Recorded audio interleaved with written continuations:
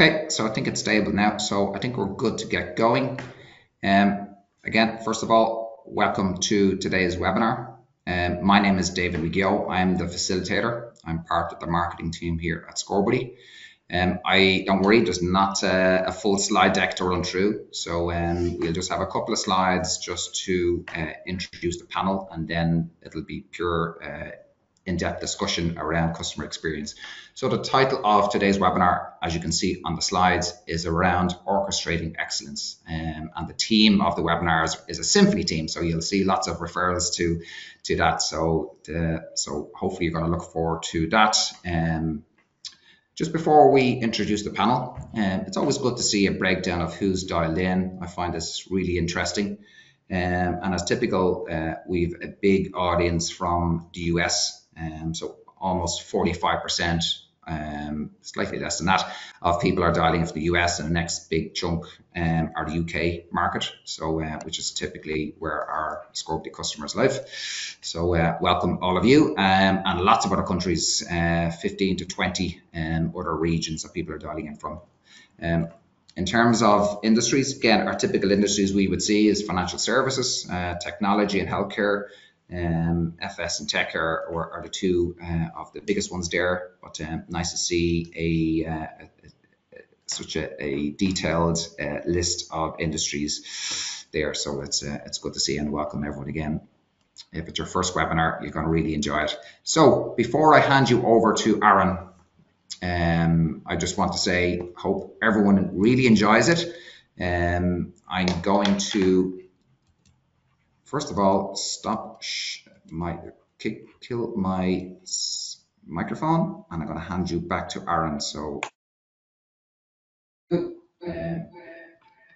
thanks very much, David. Welcome everybody to today's webinar. So I'm Aaron.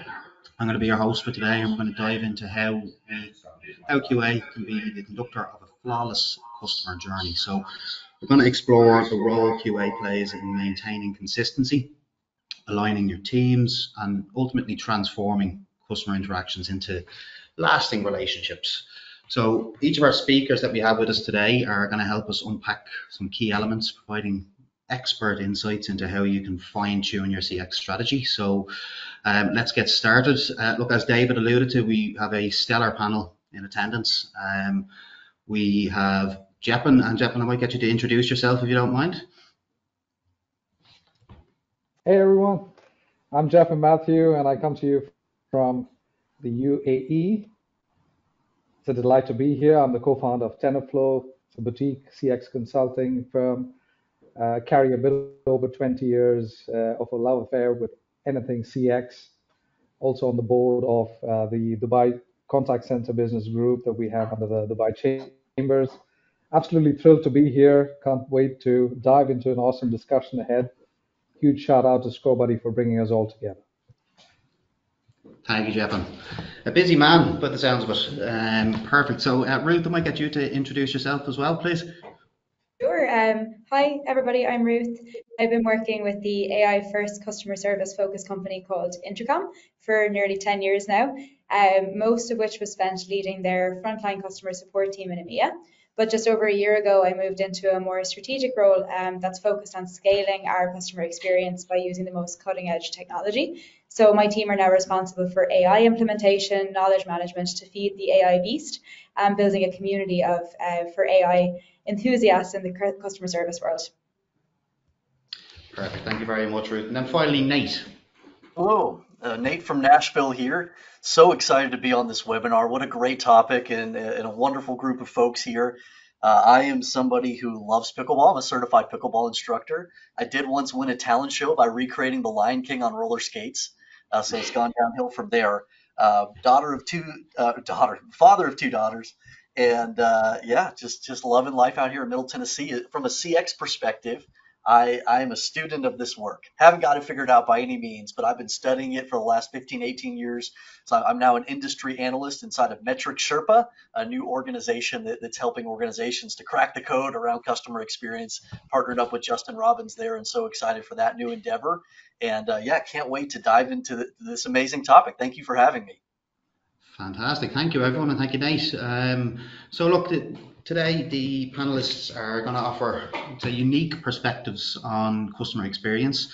They're going to cover different facets of today's theme, which is how quality assurance can orchestrate consistency, emotional connection, and brand loyalty. And then by the end, we hope that you're going to have a well-rounded understanding of how QA is shaping CX, and of course some actionable insights to apply into your own strategies as well. So we have 5 topics to discuss.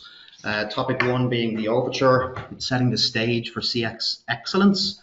Topic 2 being tempo and rhythm, so maintaining consistency across channels. Topic 3 being harmony, aligning agent performance with customer expectations. Topic 4, the crescendo, elevating emotional connections through each interaction. And then finally, the encore, turning satisfied customers into brand evangelists. So without further ado, we're going to move on to topic 1. So our first topic, as I mentioned, is the overture. So setting the stage for excellence in CX. So just like an overture sets the tone for a performance, the foundation of a great customer experience is crucial for success. So I'm going to ask the panel to share their insights on how businesses can create this foundation, what mindset, culture, and strategies are needed to achieve excellence in CX from the very beginning, so from the get-go. So for this topic, Nate, I'll start with yourself, if that's okay. I love how you said culture, strategies, and mindsets, Aaron, because that's generally not where people start. They jump right into the science of this. And, it's fascinating to me. We still see all these statistics out there from Gartner and Forrester and others saying that like 89% of CX initiatives are failing to demonstrate meaningful value and failing to stick and last the test of time. So this foundation is critical, and most of us are getting it wrong. And what I see and what I've done to ultimately get it right inside of a safety science company and some other places that I've worked, you've got to start not as a CX initiative, because what does an initiative have? A finish line. Like this really is a culture change. It's a mindset shift. So what we're trying to do here is not start a new program. And it's not about CX either. And I think that's another area that we get wrong. What we're actually doing here is lighting a new fire around our defense of the brand promise. We're trying to execute on the promise that we make to our customers. So what's really going to help people to make a shift in their mindset and ultimately their behavior is drawing from the unique purpose that you have as an organization and helping people to visualize the opportunity that you have as an organization to make that positive impact. So it's not about CX in terms of CX in and of itself. It's about the actual customers and the experience that you get to create for them. So light that fire. I mean, I love how John Cotter talks about establishing a sense of urgency around change. We can't keep living this way. We've got to do something different. So if you lay that kind of foundation where people are excited to jump in with you, they see the power and the value of it, suddenly it's not just another program that's going to disappear in 2 quarters. Thank you very much, Nate. Yeah, look, some very interesting stuff there. Ruth, I might ask just for your own opinion on the first topic. Yeah, totally. I completely agree with Nate about it not just being like a quarter-long thing that everybody cares about customer experience now. It needs to be a company-wide thing from the beginning and start from the top down, right? And even, not every company gets it right immediately, so there has to be a reset if everybody's not being caring a lot about customer experience. One of the best starting points, I think, is, most companies have some sort of set of values or principles that they hold everybody who works there accountable to. And at Intercom, one of our top values is customer obsession. And it's a value that every one of us is actually rated against in our performance reviews. So there's like a part for us, like every 6 months in a review where it's like, how did you live customer obsession, which is essentially caring about the customer's experience, right? Or the customer's value that they're getting out of our products. And our most senior leaders very publicly show how customer obsessed they are. So you'll see on our social media channels, our most senior folks are jumping on. If a customer is upset about something, say on LinkedIn, you'll see like everybody from top down get in there and start talking to customers to show really publicly how much we care about their experience. I really want to make sure that it's not this idea that one small interaction doesn't matter. Every single interaction with our customers matters to the most senior folks in our company, and it really sets the tone for the rest of the business.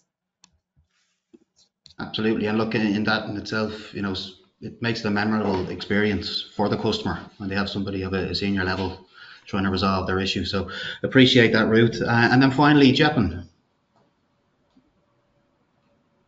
Yeah, the way I see it in terms of mindset, the lead singer of your CX band is your customer first mindset.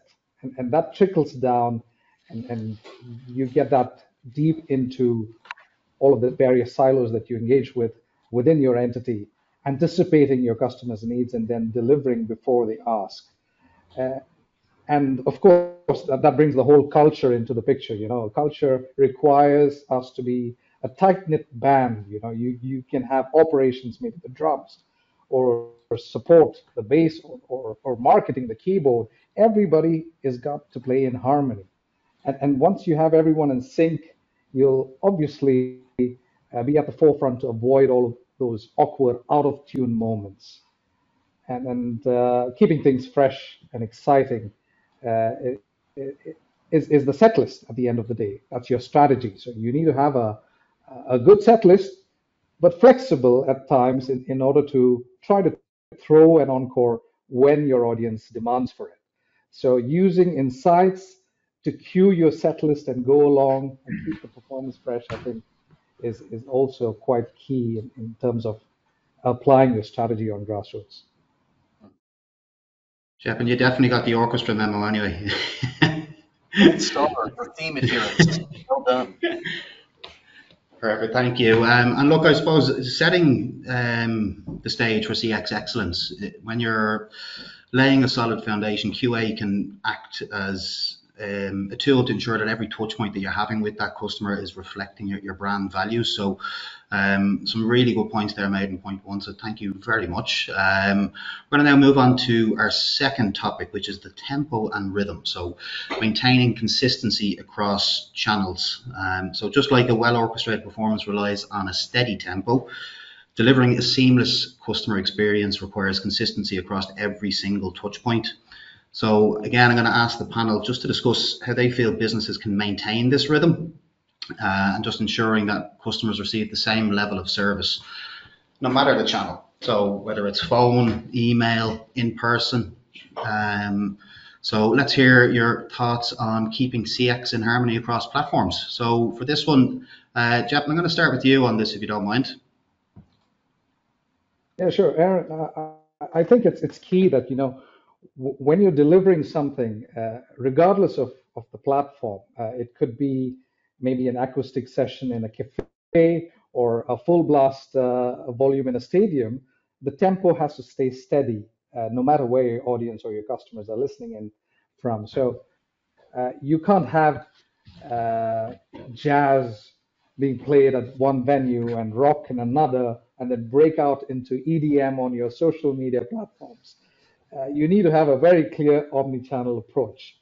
And one example that comes to mind is generally or typically, I'm not a fan of Starbucks, but every Starbucks has a similar feel, and the tendency that your Yeah. drink or your order would taste the same, whether you, you're in New York or in Spain. That's the kind of consistency that they maintain through various operational facets that they might have globally. And it's also very important to have allied communications that are using some kind of a central platform. You know, you Yeah. ensure that people don't miss notes, or you avoid those offbeat interactions. So everybody is in sync. Everybody's got the same sheet of music, and you're delivering with one aligned voice. And of course, training is key as well. You can have all of these speeches and all the whistles and bells and town halls and everything that's done, but then when it comes to the on-ground reality, it really matters that every member in the team across the board are in sync, no matter what channel you're delivering your services over. Uh, a small little analogy that comes into my mind is, if you're given a guitar that's worth $200 or a guitar that's worth $1,000, the price alone doesn't make you a better musician. It's about knowing how to use those tools. And Some people don't have the right tools to even get started. Others, though, they have the tools, but they don't really know how to make sense out of the insights that they get out of these tools. And some of them have the wrong tools. It's like probably handing Lars Ulrich from Metallica a guitar when he can barely keep tempo on the drums. So I think it's important to have the right tools and the skills to use them. So training plays a key role here. And QA, I think, should be the metronome, to keep the tempo steady across all channels, so that no one misses a beat, and ensuring that customers are in groove to the same brand voice or the same rhythm, no matter how they interact with Fantastic, Jeff, and thank you so much. Love the analogy. Nate, I might get you to offer your perspective on this. Yeah, it's a great question, and I think a lot of folks are struggling with this a bit right now. And I see it as a consumer, right? When I put my customer hat on, it's like, whoa, who are you here? And then this same brand is somebody else completely different over here. I like to think about equipping ourselves for success. Not every channel is created equal, and when we think about delivering a consistent experience across channels, I think the word that we are implying there is a consistently good experience across channels. And to do that, I love thinking about the effortless experience, the original effortless experience wisdom. I mean, hearkening back to 2011, right? They talk so clearly about guiding customers to the best resolution path. Let's be smart about where the customer's coming from. I mean, we have so much visibility now over that customer journey with the unbelievable new tools that we have. We can see where the customer's hitting that friction point and are requiring service. Let's then guide them to the appropriate channel that's going to allow us to deliver the best possible experience for them. Instead of just throwing up every channel, every place, there's something to be said for personalization and customer preference, but a lot of times we're creating a dead end and setting ourselves up for failure. So number one, guide the customer to the best resolution path. The second biggest thing, if we want to create a consistent experience across channels, is having good, consistent knowledge available across the entire ecosystem of service. And I just see it so often where we have different teams and different folks, different individuals supporting different channels, and they have completely different knowledge, centralized knowledge units. We got to bring that together. They got to be on the same playing field when it comes to the information that they're drawing from. And I really think it's about breaking the ticket taker mentality. I mean, customer service workers today, they're not ticket takers anymore. We've got great things for that now. They're knowledge curators. And if we think about it in that light, and suddenly they're making each other smarter with every customer interaction, then things become very good and very consistent. Brilliant. Thank you so much, Nate. And then finally, Ruth. Yeah, couldn't agree more on all those points. Like investing in QA and ongoing training, like those are not one and done things. You don't just get a new hire and be like, this is how we do things. We're customer obsessed here, or we love customer experience. There has to be, ongoing support and ongoing feedback for everybody within a company. And something I always come back to is that, a customer doesn't care if you're on team sales or team customer service or whoever they're dealing with, right? Whether it's on the phone or in a shop, all they understand is that they're interacting with an employee of a brand and they want service, so something that we're really trying to improve, we're definitely not perfect at Intercom. Like, I like to think we're good, right? But we can do better, is really driving a deep sense of ownership across everybody in the company, especially the customer facing folks, but everybody, right? And that if you're interacting, say you're working customer service and you're interacting with a customer that needs to speak to somebody in sales, rather than being like, I'm going to just send you over to sales, see what you can do to help them yourselves. And rather than throwing the issue over the fence to the other team, follow up and make sure that it's actually been resolved, We're just really trying to break down these bridges and walls where a customer feels that they're being passed from one team to another. It shouldn't feel like that. It should feel like, yeah, if you do need to speak with another person, it's still another person in this company, and your experience is going to be seamless. Perfect. Thank you so much, Ruth. Look, I think when it comes to this topic, something that's really key is feedback, and not just what's gone wrong in the process. You need to capitalize when you see something's been done right. make sure that they're getting real-time feedback so that they can maintain that performance going forward, and they know that this is how it should be done. But look, I really appreciate your insights on this topic. The next one is a really important one, harmony. So aligning teams for a unified customer experience. So in any great performance, harmonies come from different sections working together seamlessly. So the same is true when you're delivering a unified customer experience. So I'm going to again ask the panel just how they feel businesses can align their teams across departments and functions, so not just your customer service team, just to ensure that everyone is working towards the same CX goals. So how do you feel collaboration and communication can be improved to create a truly cohesive experience for customers? This time I'll start with you, Ruth. Yeah, this is really hard. I definitely don't have the perfect answer for this one. And the bigger a company gets, and if it's more spread out in different locations and geos, or like different places like say retail versus online, it can get harder and harder. So how do you ensure that like the R&D team, the sales team, the customer service team, that everybody is singing from the same hymn sheet? I know I get one symphony reference in here. It's really difficult, right? Because different teams, like ultimately their performance is judged on a different metric depending on where they're sitting. So I'm prioritizing, you know, if I think about say R&D teams, they want to close a bunch of bugs, yeah, but they also want to build a bunch of new features. So if the sales or support team are escalating a bunch of bug issues, they need to prioritize that with actually moving their future roadmap forward. So there is a whole world of agreement that teams need to reach, and it needs to be constantly iterated, where you have agreed mechanisms, say for like escalations, prioritization, and that underneath it all, there's a customer experience reason behind those things. And something that I love within Intercom is that as a company, we're starting to talk more about having company-wide goals that are not just revenue-based. They're also around actually solving customers' problems. And that really helps in terms of giving teams the guiding principles that they need to not be so laser focused on whatever it is that their core metric is as a team. It's more holistic to make sure that we're trying to help customers at the end of the day. Brilliant, thanks a million, Ruth. Jeppin, what are your thoughts on this one? Absolutely. I think I have to agree with the fact that, you know, we need to have that unified vision when it comes to customer experience. It doesn't fall on the domain of one department and then everybody else does their own thing, you know. You don't want a guitarist bursting out heavy metal while the drummer is gently tapping on acoustic beats, right? So it's very key that we have a unified CX vision.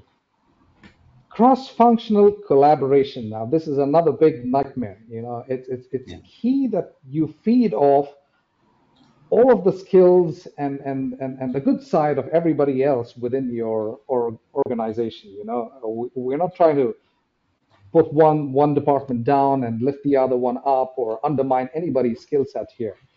It's about how can we leverage our collective skills and then make that magic happen. So it's important to collaborate and have a cross-functional, you know, feeding off each other in order to enhance what our service delivery is, and then use feedback, real-time feedback from the various touch points or the listening posts that we have to eventually improve customer experience.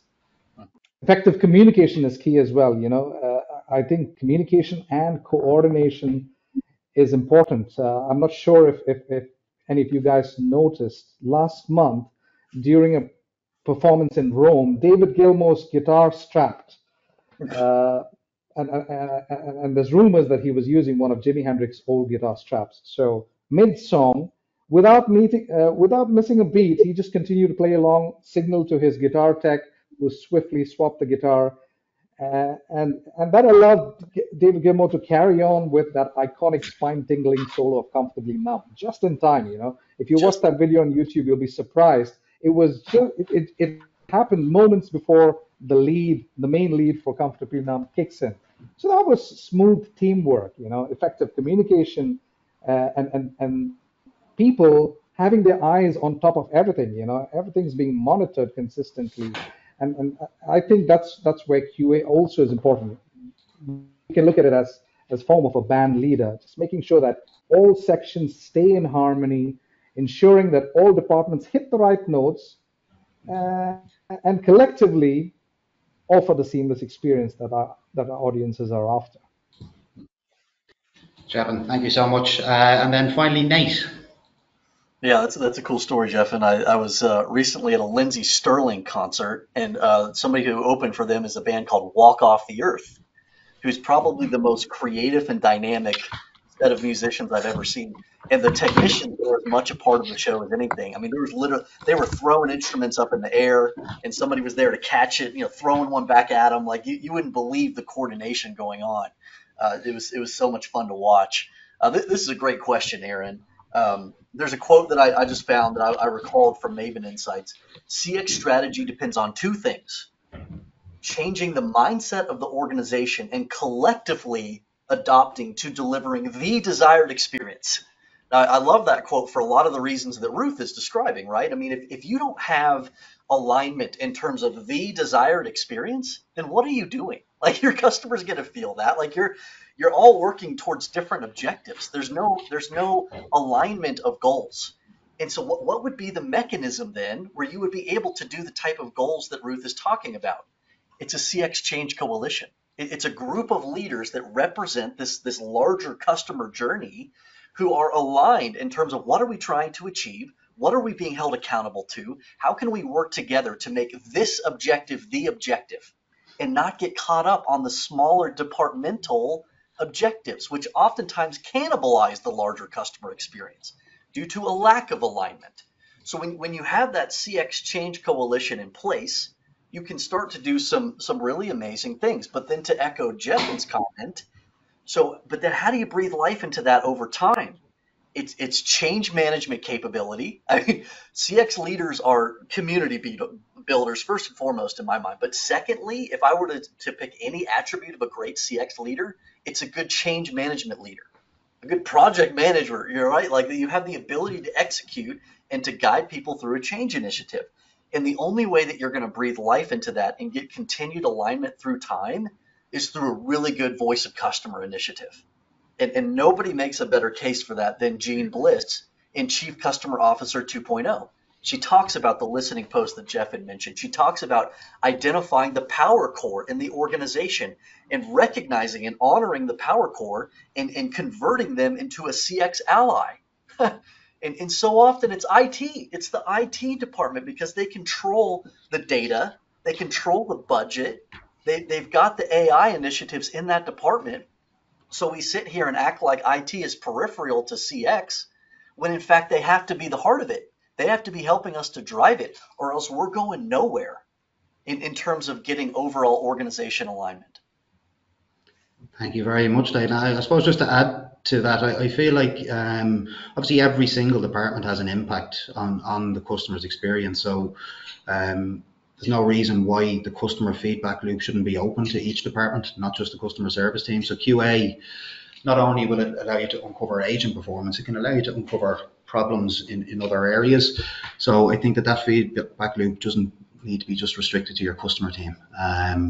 So look, I appreciate everybody's inputs on that one. So brings us nicely on to our next topic, which is the crescendo. So elevating emotional connections through each interaction. So just like the peak of a musical performance, creating meaningful emotional connections with customers can take their experience to the next level. So again, I'm going to ask the panel how they feel businesses can build these connections at each touch point, making each of your interactions more personal, memorable, and impactful. So let's explore how to truly elevate the customer experience through emotional engagement. And I'm going to start with you on this one, Jevon. Thank you, Aaron. In my opinion, it's three things: personalization, a bit of empathy, and how you go about delivering that, and the power of storytelling.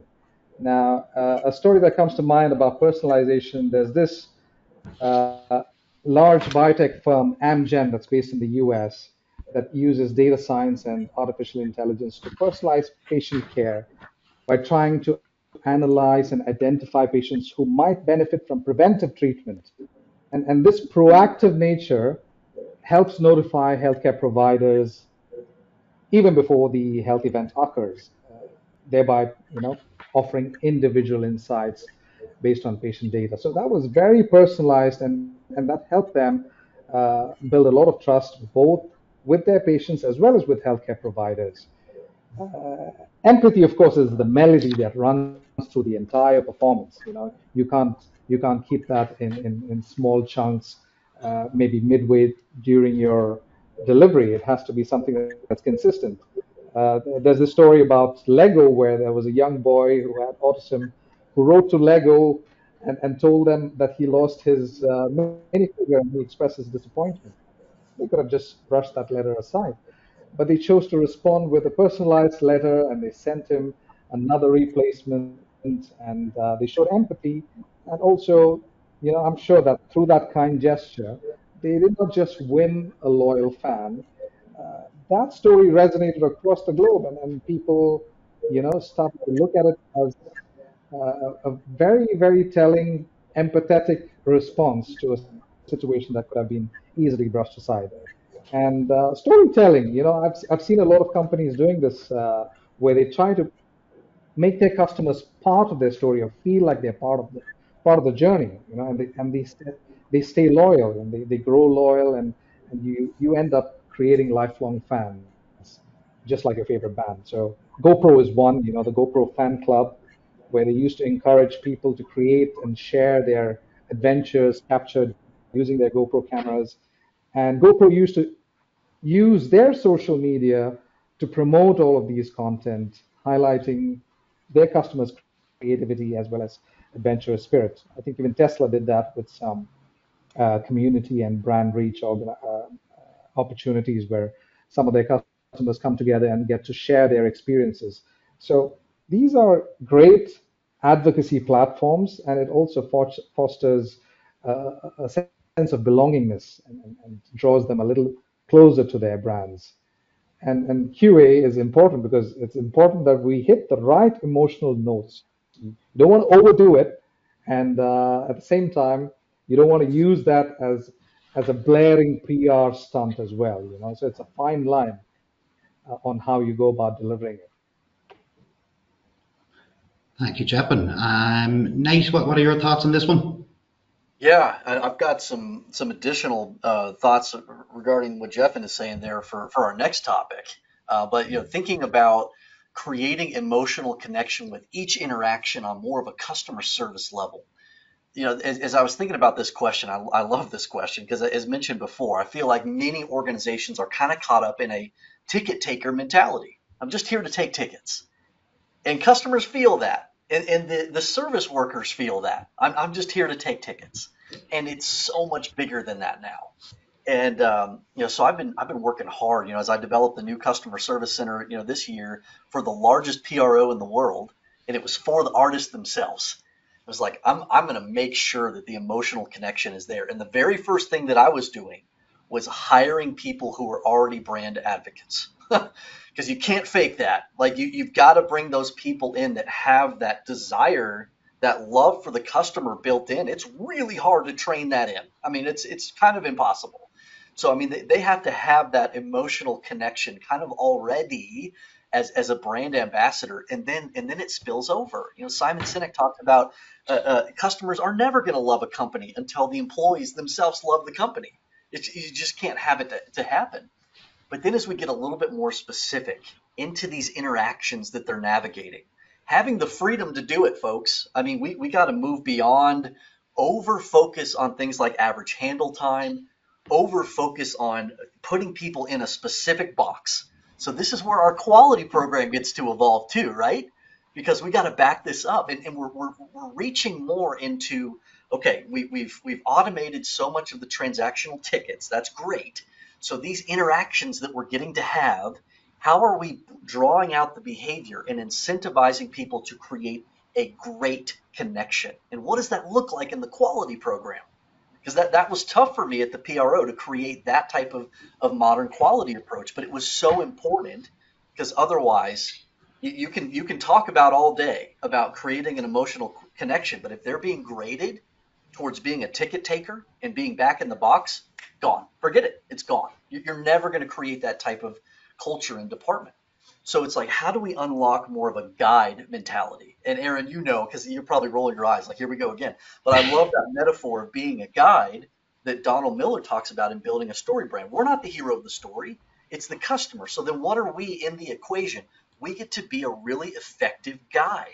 So it's understanding where the customer's trying to go. So you have to have a really deep knowledge of what that journey for the customer looks like, and then where they're trying to get to, what their definition of success looks like. Then as a customer service worker, I have the skill, the desire, the knowledge, the time to guide them towards their definition of success. And that's a skilled person with a lot of freedom and a lot of great autonomy who can make that type of interaction happen. So it's not necessarily creating an emotional connection, though you will, because this person's going to be blown away that you made them successful. But it's about understanding what is this person actually trying to achieve, and how can I be an effective guide for them? That's how we generate value in these interactions. Brilliant stuff, Nate. Thank you so much. Ruth, anything to add on that? I just couldn't agree more with all the stuff that Nate was saying about giving service folks the time to actually do this, and incentivizing these they're not new behaviors, but like we really want them now that AI is going to be taking care of so much of the ticketing side of things and the transactional work. I can just think of like a story that I've told on more than one webinar before around I suppose a lack of a personal interaction that I had. I was checking into a hotel when I was traveling for work recently that I had stayed in before, and it was such a small thing, but as I was checking in, the person at reception was like, "Is this your first time staying with us?" And I was like, "No." And I was like, "You have the power, like the power is there, the technology is there to see that it's not the first time I'm staying here." And either the technology wasn't available to them in that second, or they haven't been trained to do that very small thing that makes such a difference. And I'm going back to that same location in a couple of weeks, and somebody suggested that hotel, and I was like, yeah, like maybe we'll stay somewhere else, So these things really last, and it's not like the hotel wasn't terrible, like the person wasn't impolite, but I was like, will I go back there? I didn't get anything like personal from it. And like obviously then like word of mouth happens too. So just those little things that could make such a difference. We're not empowering folks to do that, whether it's customer service on the phone or hospitality. Like they're the things that really matter and build those emotional connections. When you go to your favorite restaurant and the people there are like, know what wine you want to drink, or like what dessert you like best, that makes you keep going back. So how can we do that at scale? And we can definitely use some really cool new AI functionality to help us with that. Absolutely. I couldn't agree more with everything everyone has said there. I think when it comes to QA, that things like that can make sure that it's not being left to chance, these emotional connections with clients. And look, it's ensuring they're deliberately cultivated. So look, appreciate everyone's input on that one. It brings us now to the final topic, the encore. So turning satisfied customers into brand evangelists. So much like the encore performance, a satisfied customer can leave a lasting impact by becoming a loyal advocate for your brand.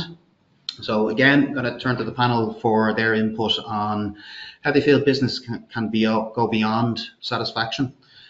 So inspiring your customers to actively promote and recommend their brand, and how can we create experiences so positive that customers naturally become our biggest supporters. So Nate, I'll come to you first on that one. I love this question so much. I mean, that's where we get to really see the value of CX come to life, is creating these brand promoters, these evangelists. And I have seen it happen. I worked in the gaming space for quite a while, and getting to be a consultant in WB Games and creating ambassadors. And in that space, they're vocal ambassadors and vocal detractors too. So like it was kind of on steroids, like the impact that you were making, but you could really see, and that's there, in any space. But the power of community is here. I mean, Aaron, you know my heart around this. I mean, it's just, I feel like CX leaders are community builders in the organization, and then inviting customers in. And that's where the magic happens. And I love some of Jeffen's comments a second ago. As I was preparing for this morning, I had this quote: Don't simply create an experience for your customers, invite them into one. And that's where like you're creating something together, like that idea of co-creation is the future of this work in my mind. We're not just given an experience away. We're not just creating a transaction anymore.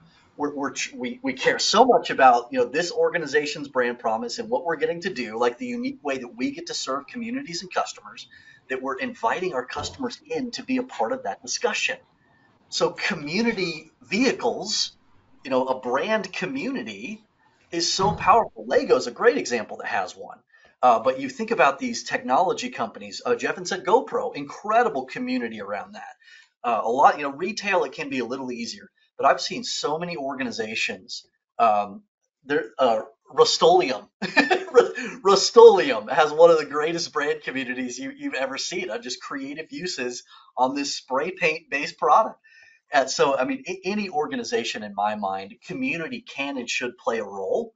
And that is your greatest opportunity to go from giving an experience to customers to creating true brand ambassadors. Sure. Yeah, it's always like proof of being live. We were actually doing a webinar at Intercom recently, and there was an outage of our product, and folks were in the webinar being like, "Do you know that there's something wrong with your product?" We're like, "Oh!" So truly, truly live. But yeah, just on the brand evangelism, something that we've started doing at Intercom is actually bringing our customers, not all of them obviously, right, but like some customers to our company all hands. So we have them speak to like all of our internal teams at the same time about what's going well and what's not going so well, because it can't all be sweetness and light all the time, right? We need to hear from customers about what's actually not going amazingly as well. And we try and give them a stage and a platform to make sure that they feel really, really heard. And with that, they start to become, bigger and bigger fans of us as a company, especially if we're delivering real value for them. And we had our first customer summit in London last week called Pioneer, and we had a bunch of our customers on stage with some Intercom employees having chats about, what's going really well for you with your use of Intercom, what's not going so well, and standing up, in front of a bunch of other prospects and customers, speaking about what they love, but also being like, here's what you need to improve. And that side of things, I think, in terms of being really honest and open and not just being like everything is perfect all the time in front of your customers or trying to make them say everything's perfect all the time. I think that does a lot for trust. And like everyone knows that not any product is perfect, but if you know that you're being listened to and that you can openly say that and the company will actually try and improve things, that does wonders in terms of your brand and how your customers feel about you. Thank you very much, Ruth. I can't help but feel like I missed the best part there when my internet went. Apologies. Jeff, I'll just ask for your input on our final topic. Yeah, I think Ruth and Nate have covered wonderfully. It's important to delight our customers with memorable experiences and then get them engaged to be part of your community and then empower them to spread the word so that they feel that they are part of something. And you just don't end up with satisfied customers. You tend to create loyal, passionate advocates who are excited to go out there and tell the world about your brand. At the same time, you can also have extremely disastrous effects like Nate did mention about the high percentage of detractors in the gaming industry. So it's a fine balance on how you approach it.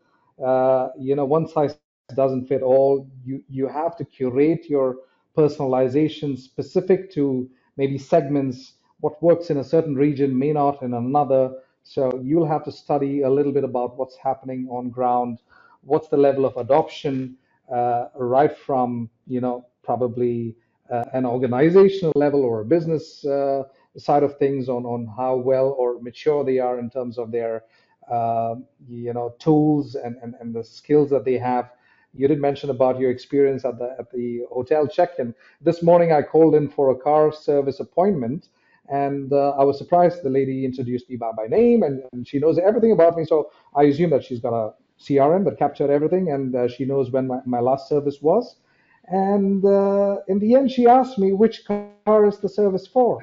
Uh, so I just have one car with them, and I'm calling for that. So those are those. I don't know how to put it. Is it something to do with with how training was delivered? Are they, stuck on certain metrics and quotas to fulfill in terms of targets to be met? And they're trying to do everything possible with a bunch of scripts that they have in front of them. So there's a lot of things that have to be looked into right from grassroots level, and then implement what works in certain markets and what works with certain audiences. So important to have them engaged, empower them, and then continue to delight them with all of those, unexpected. I call them the soprano. So those are those key elements where you drop in those sopranos or those moments of delight, and keep them as loyal advocates. Thank you very much, Jeff, and hopefully the good kind of soprano, yeah? Perfect. Look, that is the end of our topics. Look, really appreciate the input from everybody today. Some really great inputs. I think if I could just add to the last topic there, and I just encourage everybody in attendance to have a think about the wow factor in your service at the moment, and what's the one thing that you can do that can be amplified to try and create those customer evangelists, as we said in the last topic. So, David, have any questions come in the chat? Yeah, we do. We have.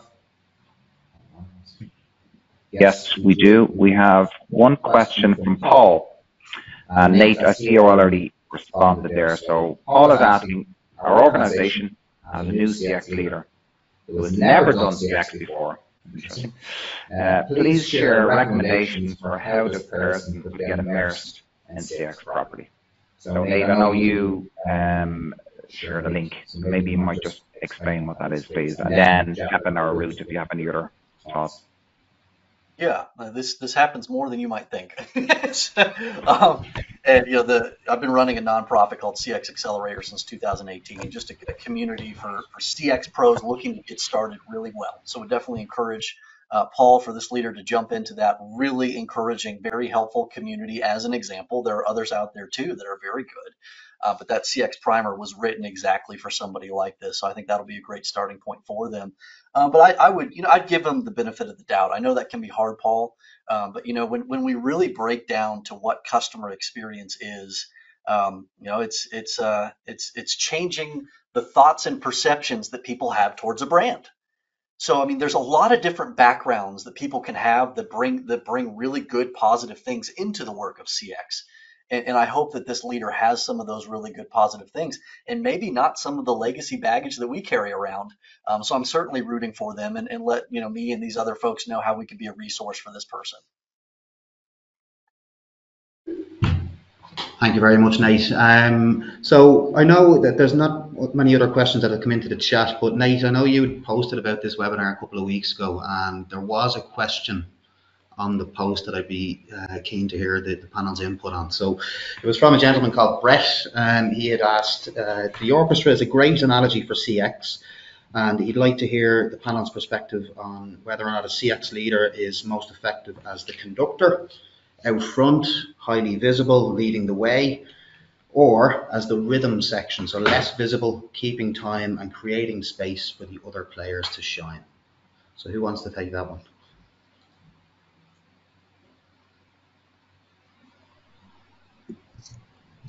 I can jump in. Thank you. With a sort of non-answer. I'm like, it should be a little bit of both, I think, not too far one way or the other. I just think about like some of the, like what I try and do myself, and then also some of the leaders within our company that I've seen do great in terms of leading the way with showing that they care deeply about customers. They are up front and center, like they are on a sales call, they're on an escalation call. They're answering the social media posts, like I was saying earlier. And I think it's important that folks within the company and customers see that the most senior people care. But I also recognize that if they're jumping in right away, constantly, it means that other folks may not have a chance to step up. So it's a balancing act, right? Like kind of knowing that moment when to pull back. But I certainly think that if there's a customer experience mindset issue in a company, the customer experience leadership should be really leading the way and trying to set the tone, set the example. Or if they join a company, like as a new employee, they need to be jumping in, setting the tone, setting the example. And if they do that for a certain amount of time, they should be able to pull back and allow their team to step up more. Great answer to that. Thank you, Yeah. Ruth. I think David mentioned that. Oh, sorry, Nate, go on ahead. Yeah, I do remember Brett asking that question now, and that's a brilliant question. And yeah, I don't think my answer fits super neatly into the box necessarily, but as I think about where I've been successful as a CX leader and where I've seen others be successful, and where I've not been, it kind of comes down to really three really primary roles. The first is that of cheerleader, like just getting intrinsic motivation in, and helping people feel like they're playing for a winning team, and reminding them of the incredible cause that they're serving. Just a cheerleader for the customers and the employees and the organization. But then you're also that of an educator. Like, you are putting the fish on the dish, to use that Gita phrase. You're not afraid to do that. You have courage, and you're neutral. Like, you maintain neutrality in terms of, I represent the voice of the customer. I'm very good at collecting it, and I'm very good at helping people to understand it. And that's such a critical role of a good CX leader. But then, as we mentioned before, that of a change management leader. I mean, otherwise, you're going to get all this great insight, and then you're not going to be able to do anything with it. So, I mean, I don't know if that totally answers the question, Brett, but I think in my mind, those are the three most critical roles we have to play as a CX leader. Thank you so much, Nate. My two David, cents, Aaron. sorry. Yeah, I think Of I'll just course. add my 2 cents as well. You know, I'm a firm believer on getting your hands dirty.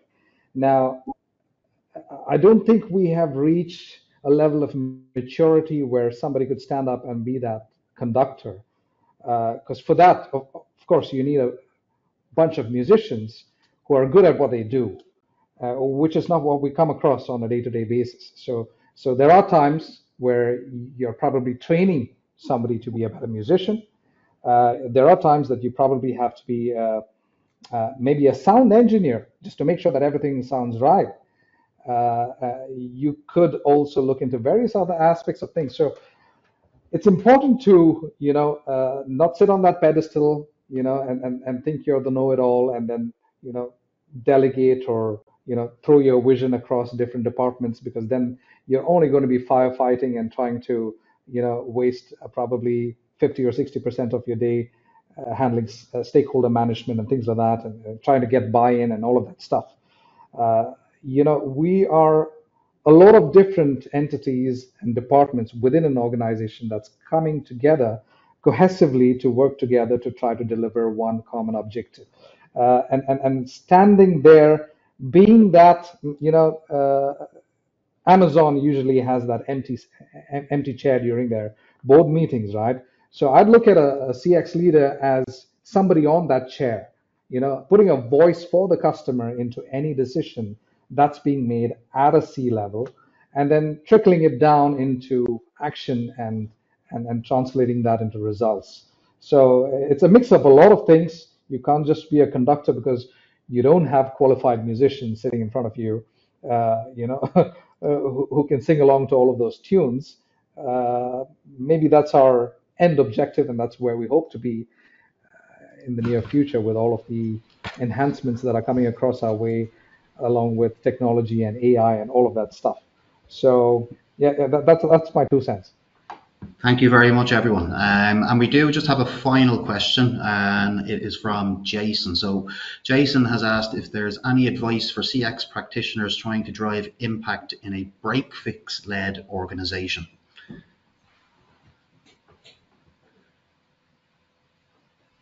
I'm afraid I can't answer that one.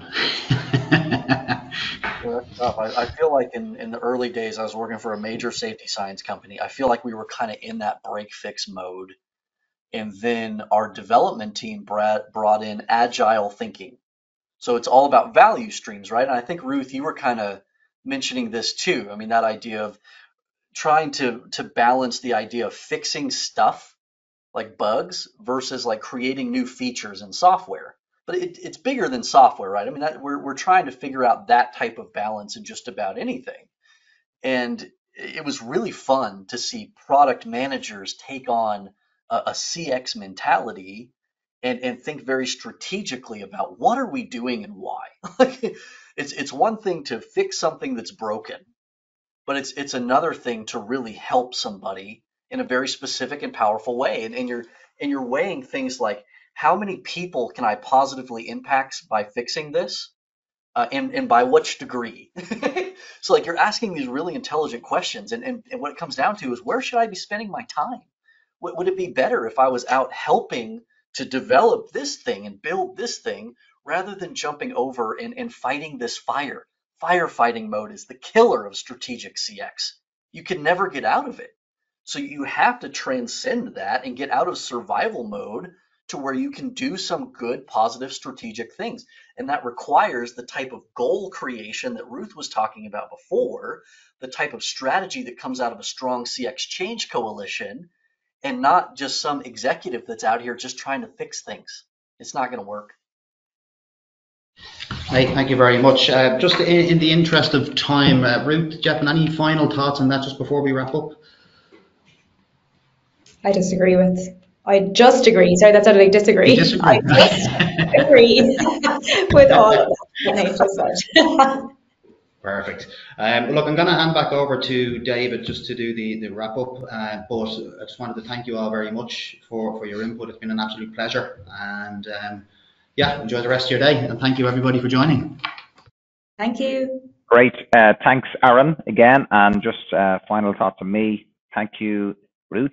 Thank you, Nate, Jeppin, and everyone else for attending. I see all the emojis popping in there, love hearts and round of applause. So well done to everyone. The recording will be up shortly. As you leave, there will be a survey. And I also posted a link to our next webinar, which is, funny enough, also CX related.